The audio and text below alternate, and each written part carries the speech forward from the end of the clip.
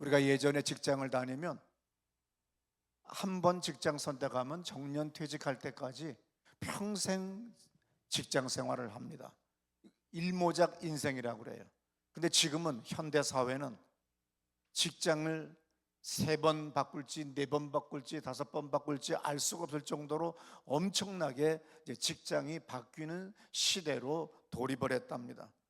세상의 산업이 아주 대단히 빠르게 지나가요. 가장 빠르게 지난다고 하는 걸 제가 느낄 수 있는 것이 저의 세대입니다. 타이프도 치지 않았어요. 제가 대학교 다닐 때는 그냥 펜으로 레포트를 써서 냈습니다. 조금 부자는 타이프 쳤지요. 그러나 그것도 없었어요. 그러다가 나중에 타이프, 그 다음에 워드 프로세스, 그 다음에 컴퓨터까지 해서 끝없이 발전합니다. 통신도 얼마나 어렵습니까? 신설동에 가면 전화국이 있어요. 거기는 수백 명, 아니면 어떤 데는 1000명 이상의 전화 교환원이 있어서 전화가 오면 하나하나 교환해 줬습니다. 시대가 바뀌면서 디지털 시대가 됐어요. 자동으로 되기 때문에 많은 직원이 필요하지 않습니다. 그래서 모든 전화국들이, 건물들이 임대로 나오게 돼요. 그만큼 세상은 엄청나게 빨리 지나가다 보니까 이제 직업도 20년, 30년 한 직업을 유지할 수가 없습니다. 끊임없는 직무 연수, 그 다음에 끊임없이 새로운 공부와 지식을 배우지 않으면 도태될 수밖에 없는 것이 오늘 현대인의 삶입니다. 우리가 대표적으로 신문 뉴스에 보도되는 내용이 뭐지요? 갑질을 당했다 하는 말입니다.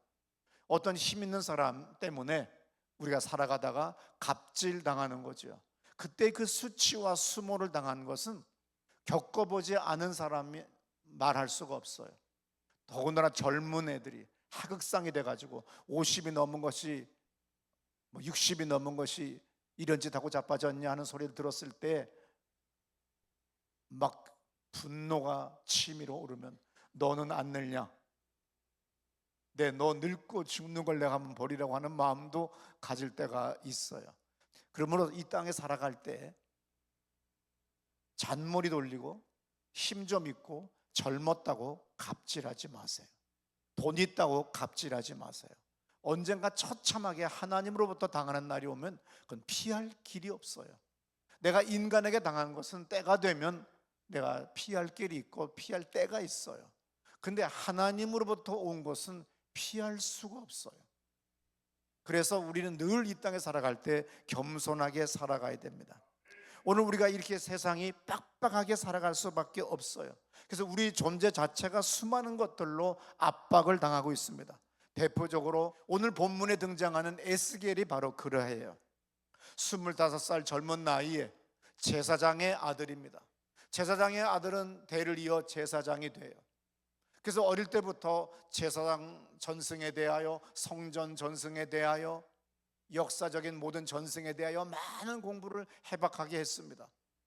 그런데 오늘 우리 유대인만이, 이스라엘 사람만이 하나님 앞에 선택받은 선민인 줄 알았는데 오늘 한국 사람들의 표현 양식으로 보게 되면 오랑캐, 저 외놈들한테, 저 중국 북한, 저 북쪽의 오랑캐한테 하루아침에 점령당하고 엄청난 노예 같은 삶을 살아가게 되는데 거기서 끝나는 게 아니라 끌려가요.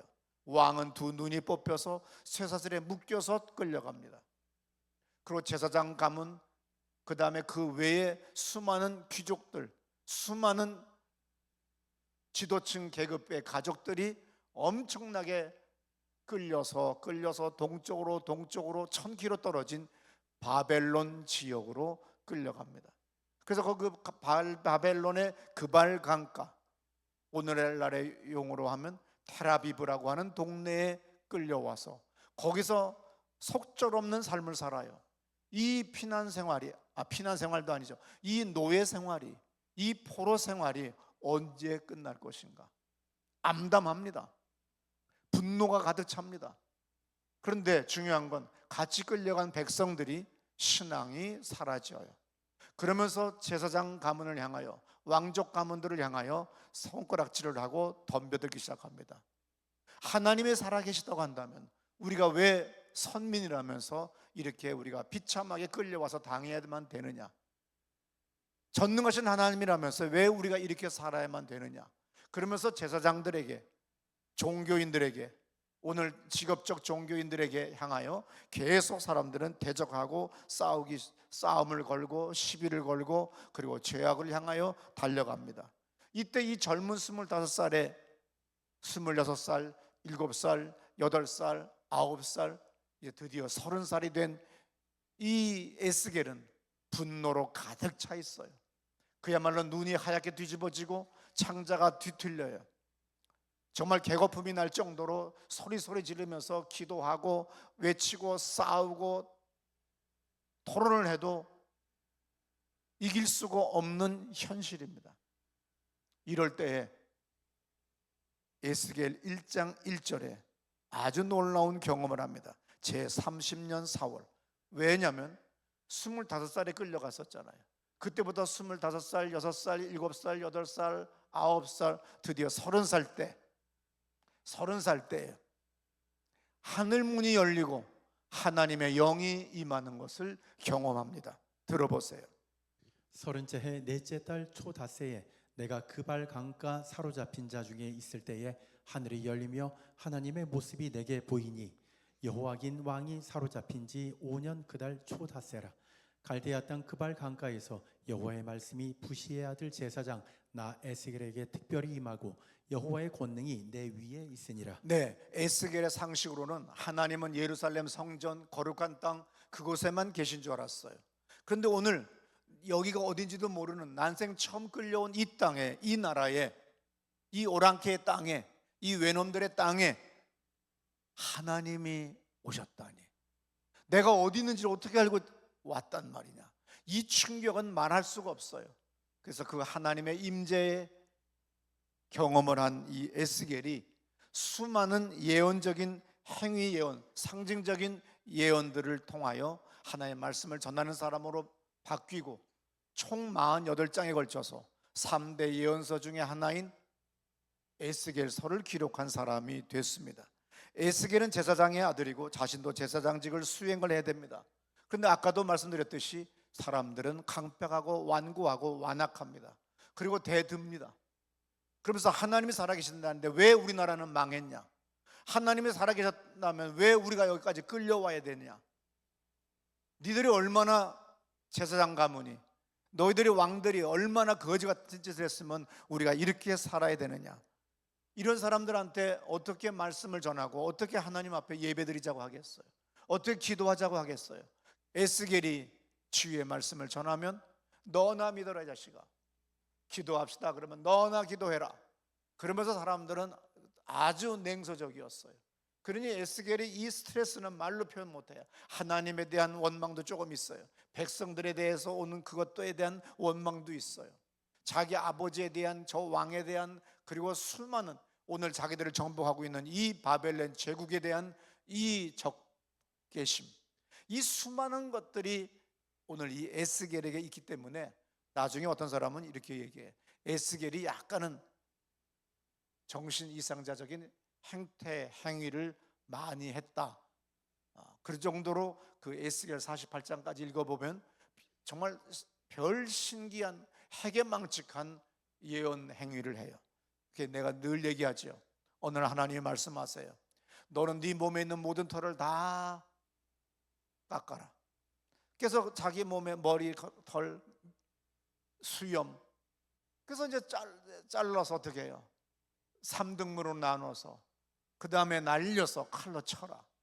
그러면서 주님은 말씀을 하시는 거예요. 예언적인 행위를 하나하나 하는 것들이 아주 에스겔에서 나오는데 이것을 우리가 해석한 것을 읽어보면 너무나도 하나님의 역사하심이 얼마나 오묘하고 하나님의 그 예언적인 행동하게 하시는 그 행동이 얼마나 뛰어난지 몰라요. 그러면서 하나님이 이렇게 말씀해요. 나 이제 말씀 전하지 않겠어요. 나 예언 안 합니다. 우리가 예언했는데 이렇게 끌려왔고 이렇게 우리가 비참하게 노예 같은 삶을 삽니다. 나 이제 안 해요. 아마 우울증이 아마 심했던 것 같아요. 그래서 혼자 방에 처박혀 있는 거예요. 그랬더니 또 주님의 음성이 들립니다. 에스겔 3장 4절에 뭐라고 하시느냐면 내게 이르시되 인자야 이스라엘 족속에게 가서 내 말로 그들에게 고해라. 5절 너를 방언이 다르거나 말이 어려운 백성에게 보내는 것 아니다. 여러분 우리가 300년 전 조선시대로 가면요 우리 언어가 달라요. 말이 달라요. 우리가 완전히 사투리 쓰는 사람들 제주도 저쪽 어디나 깊은 어디 지방에 가면 방언이 다르잖아요 전부 다. 그러면 이게 안 통해요. 그러면 우리 사람이 아니야 이방인이야. 방언이 달라. 그래서 너 방언 다른 사람한테 보낸 거 아니야. 너를 이방인에게 보낸 거 아니야. 너는 너의 민족 같이 끌려간 그 사람들에게 전하는 거니까 나가 전해라. 어려운 말 아니야. 6절 너를 방언이 다르거나 말이 어려워 네가 알아듣지 못할 열국의 다른 나라에 보내는 거 아니야. 내가 너를 그들에게 보냈더라면 그들은 정녕 너의 말을 들었을 거다. 근데 요 싸가지 없는 너의 동족 얘들한테 내가 같은 언어를 하는 같은 사고를 가진 같은 문화를 가진 그 사람들한테 보내는 거니까 가서 전해라. 지금 그렇게 얘기해요.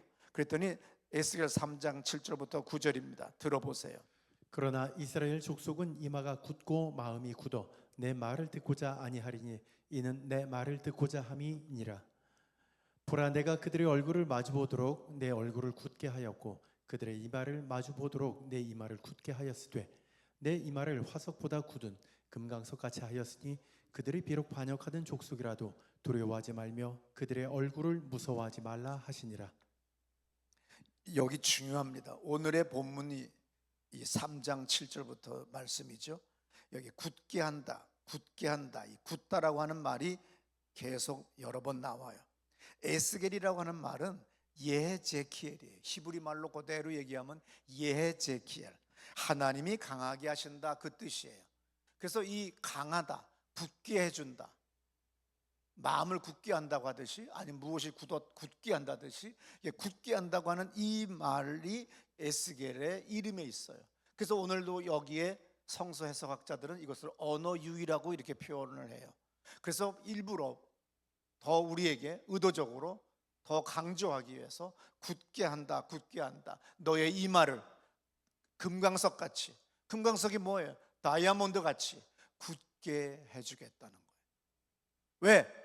너무나도 강평하고 완악한 사람들이 너무 많기 때문에 네가 머리를 들 수가 없지, 입을 벌릴 수가 없지. 그러하니 내가 너에게 너의 이마를 굳게 해주겠다. 얼만큼 굳게? 아예 다이아몬드 같이 굳게 해주겠다고 하는 거예요. 얼마나 놀라워요. 다시 한번 7절부터 들어보세요. 그러나 이스라엘 족속은 이마가 굳고 마음이 굳어 내 말을 듣고자 아니하리니 이는 내 말을 듣고자 아니함이니라. 보라 내가 그들의 얼굴을 마주 보도록 내 얼굴을 굳게 하였고 그들의 이마를 마주 보도록 내 이마를 9절입니다. 내 이마를 화석보다 굳은 금강석같이 하였으니 그들이 비록 반역하는 족속이라도 두려워하지 말며 그들의 얼굴을 무서워하지 말라 하시니라. 우리나라 말로 금강석이 뭐예요? 다이아몬드예요. 다이아몬드 칼만이 다른 돌을 쪼갤 수 있고 쇠를 쪼갤 수가 있잖아요. 그러니 네 이마를 그렇게 강하게 해주겠다. 오늘 우리가 살아가는 이 세상도 그만큼 힘들어요. 그렇기 때문에 하나님이 굳게 해주신다고 하면 하나님 내 이마도 그렇게 좀 다이아몬드로 만들어주세요. 내 마음도 다이아몬드로 만들어주세요. 그래서 어떤 놈이 갑질을 할지라도 내가 믿음으로 밀어붙이고 나가겠습니다. 이게 지금 에스겔의 마음이고 또한 오늘 이 땅에 살아가는 우리들의 마음입니다. 하나님은 각각 사람들에게 험한 세상을 살아갈 필요할 힘과 은사와 재능들을 주셨어요. 안 주고 뭘 하라고 하지 않아요.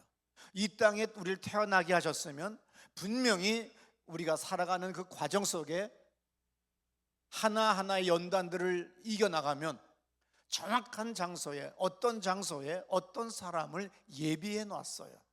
근데 우리가 처박혀 있고 우리가 딴짓을 하고 우리가 다른 곳으로 가기 때문에 육신의 정욕과 안목의 정욕과 이생의 자랑을 쫓아가기 때문에 우리 인생이 되는 게 없는 것 같이 보이는 거지요.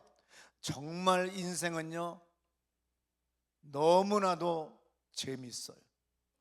내가 기도하고 감동을 받고 나가면 하나님은 한 걸음 한 걸음 갈 때마다 기적 같은 놀라운 만남을 주십니다. 그래서 방에 앉아서 처박혀 기도만 하고 자빠져 있지 말고 기도한 만큼 이상 나가서 움직여야 돼요. 근데 사람들이 움직이지를 않아요. 주인이 주실 거라고 예배당에만 처박혀 있는데 아닙니다. 제가 비닐하우스 교회에서 철거당했어요. 그리고 1990년 5월 첫째 주에 왕십리 지하에 왔습니다. 그런데 이 건물 주인이 3천만 원을 달래요. 그 지하를 쓰려면. 그 지하 들어갈 수도 없어요. 그래서 2층에 요거 반밖에 안 되는 조그만 교실, 정말 페인트 칠도 안 돼 있는 정말 보잘것없는 방에 가서 예배를 드립니다. 지하에 물 나지만 3천만 원을 내면 그거 물 담아가지고 새로 뺑기 칠해준다는 거예요. 3천만 원이 어디 있겠어요? 근데 나는 늘 걸어 다니면서 기도합니다. 어떻든 간에 에스겔 3장 1절이 중요해요. 왜 그러냐면 인자야 너는 받은 것을 먹어라. 너는 이 두루마기를 먹고 가서 이스라엘 족속에 고하라. 2절 내가 입을 벌리니 그가 그 두루마기를 내게 먹이시며. 이 얼마나 놀라운 거예요. 에스겔의 말씀 체험 중에서 가장 놀라운 체험이 하나님의 말씀을 옛날의 성경은 여러분 오늘같이 책이 아니고 두루마리예요. 그래서 그 두루마리가 양쪽에서부터 다 피면 저기서부터 여기까지예요. 키도 내 키만큼 돼요. 더 큰 것도 있어요. 그래서 양쪽 똑같이 둘둘둘둘 말아가지고 필 때는 양쪽을 이게 똑같이 다 피죠. 그래서 유대 회당 시나고그에 가면 그것을 딱 보관한 방, 그걸 가장 성스러운 방으로 인정을 합니다. 그래서 유대인 제가 회당에 갔을 때 그걸 보여줬어요. 내 키만한 두루마리, 양의 껍데기나 아니면 양피지나 뭐 여러 가지로 만들었는데 거기에 구약 다 들어있는 거죠. 이 두루마기를 주님이 상징적으로 환상 가운데 주니까 받아 먹었어요. 그러면서 하나님이 네 창자에 가득 채워라 그랬어요. 정말 가득 채웠더니 놀랍게도 그것이 달아요. 3절에 들어보시겠어요? 내게 이르시되 인자야 내가 내게 주는 이 두루마리를 내 배에 넣으며 내 창자에 채우라 하시기에 내가 먹으니 그것이 내 입에서 달기가 꿀 같더라. 험악한 세상을 이길 수 있는 비결은 뭡니까? 말씀을 먹어야 돼요. 교회 역사를 보거나 미국 교회를 여러 교회를 수십 개 교회를 방문해 보면 음악이나 찬양 프로그램으로 부흥한 교회는 당대로 끝나요. 또 아니면 은사주의로 간 교회는 또 당대로 끝나요. 근데 말씀을 올바로 가르치고 말씀을 많이 가르친 교회는 계속 대를 이어서 부흥하고 있는 것을 봅니다. 그러므로 말씀이 신앙생활에서 가장 중요한 겁니다. 그래서 말씀을 늘 먹어야 돼요. 주님이 에스겔에게 사명을 줄 때 뭐라고 하십니까? 먼저 말씀을 먹였어요. 그랬더니 꿀같이 달더라. 어디서 많이 들어봤죠? 시편 119편에서 하나님의 말씀은 꿀과 송이꿀보다 더 달다고 하는 말씀이 있습니다. 그러므로 우리가 가장 중요한 건 뭡니까? 말씀을 먹고 움직여야 돼요. 그래서 내가 이제 움직였어요. 걸으면서 제가 길바닥에 나왔습니다. 근데 어떤 사람이 3천만 원을 구해야 되는데 우리 교회는 1원도 없었어요. 그것이 1990년의 일입니다. 그런데 얼마나 놀라운 일이에요. 2003년에 이 예배당을 건축하고 들어왔어요. 정확하게 13년 전에 12년 전에 1원도 없는 교회예요. 근데 내가 길을 걸으면서 기도를 했습니다. 어떤 여자분을 만났어요. 어디 가시오? 그래요. 그래서 그냥 산보한다고. 교회는 어떠냐? 3천만 원이 있어야 되는데 내가 3천만 원이 없다고. 그러냐고. 그러더니 자기가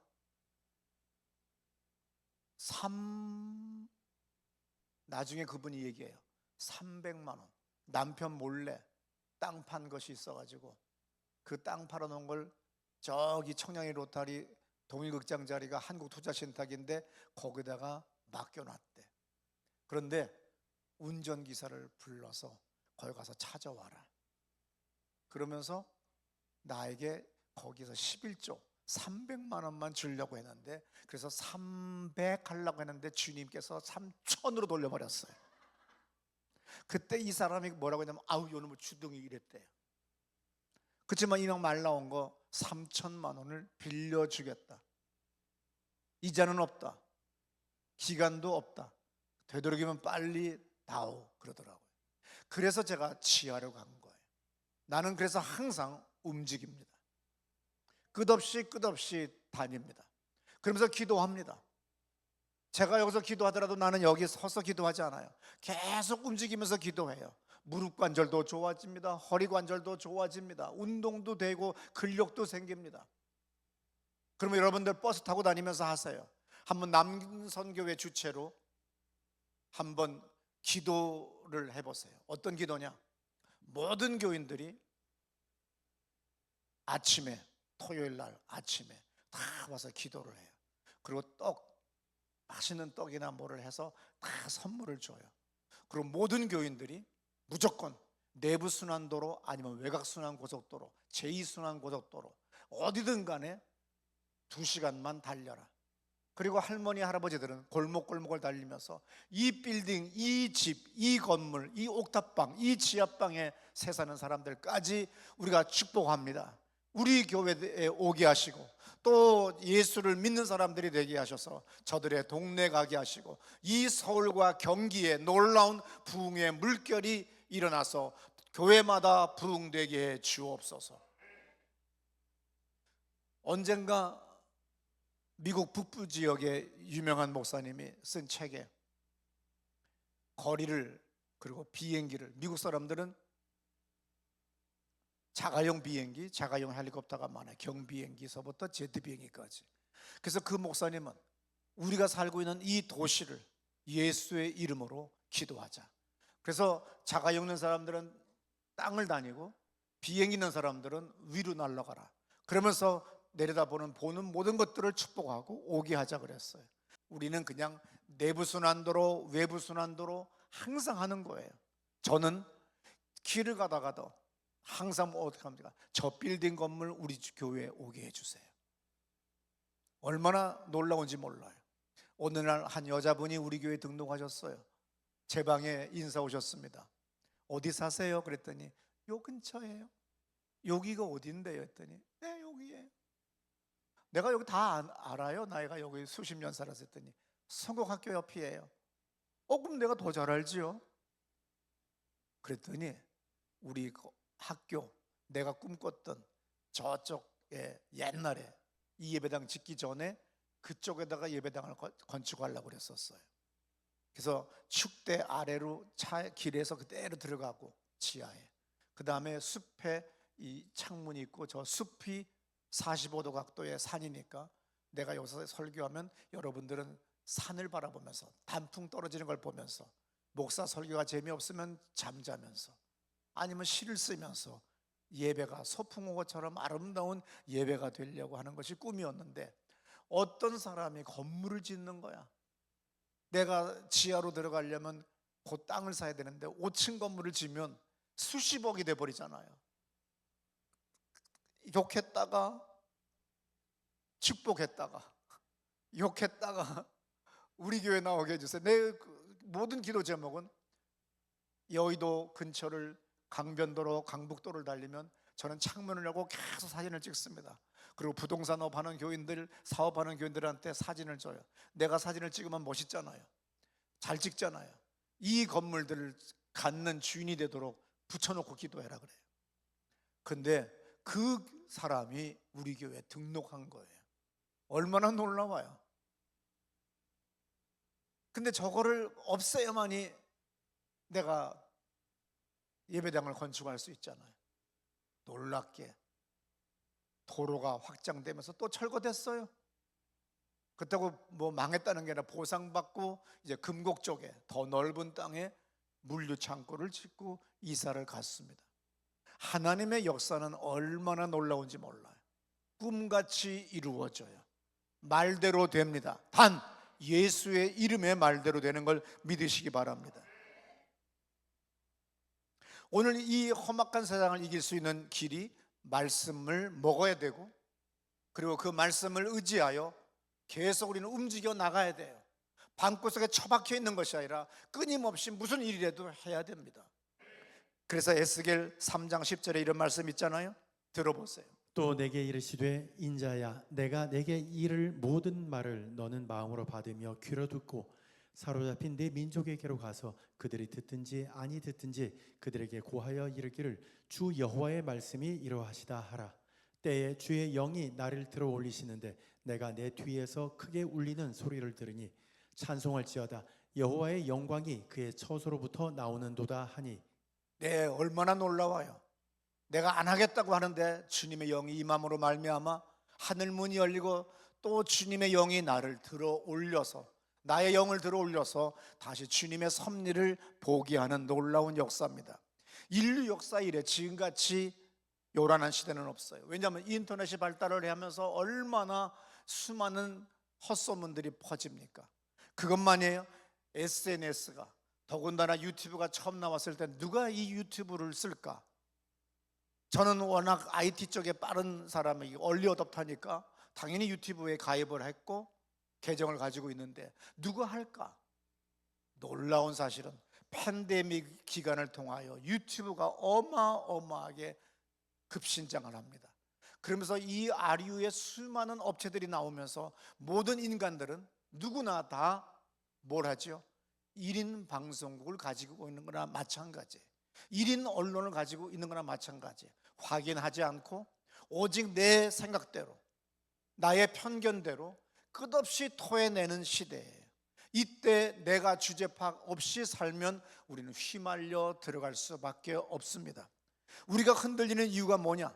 제대로 모르고 단순한 현상이나 뉴스만 보기 때문에 흔들린다는 거예요. 보려면 전체를 보는 안목을 가지라는 거예요. 아무쪼록 거의 모든 내용이 뭡니까? 폭로, 비방, 악담, 선동, 거짓말이에요. 로마서 1장 29절부터 보게 되면 육체일이 나오는데 거기 나오는 모든 일들이 지금 오늘날의 모든 SNS상, 모든 1인 방송 매체를 통하여, 1인 언론을 통하여 오늘 할아버지 할머니까지 이러한 세상에서 성경은 우리한테 말씀을 해요. 뭐라고 하느냐?